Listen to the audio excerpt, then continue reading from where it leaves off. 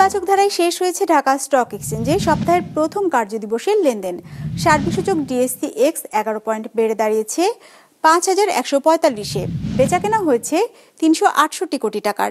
লেনদেনে অংশ নেওয়া প্রতিষ্ঠানগুলোর মধ্যে দর বেড়েছে ১৭২টির, কমেছে ১৬০টির, আর অপরিবর্তিত আছে ৬৪টির দর।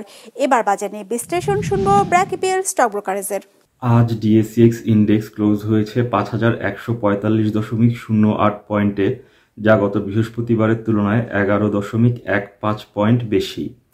আজ টার্নওভারের দিক থেকে মার্কেট ঊর্ধ্বমুখী প্রবণতা প্রদর্শন করে, যা গত বৃহস্পতিবারের তুলনায় ১.২% বেশি। এদিকে অধিকাংশ লার্জ ক্যাপ সেক্টরে আজ মিক্সড পারফরমেন্স দেখা গিয়েছে, যেখানে সবচেয়ে ভালো পারফর্ম করেছে telecommunication sector, followed by pharmaceutical এবং ইঞ্জিনিয়ারিং সেক্টর।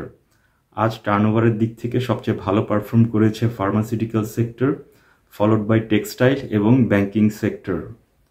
আজ টার্নওভারের দিক থেকে সবচেয়ে বেশি ট্রেডেড স্টক ছিল ADN telecom limited, followed by Asiatic laboratories limited এবং Taufika foods and Lovello ice cream PLC.